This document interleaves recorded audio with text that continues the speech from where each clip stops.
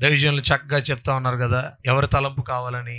యేసు నీ తలపే నాకు ఎంతో హాయి, ప్రభు యేసు నీ తలపే నాకు ఎంతో హాయి.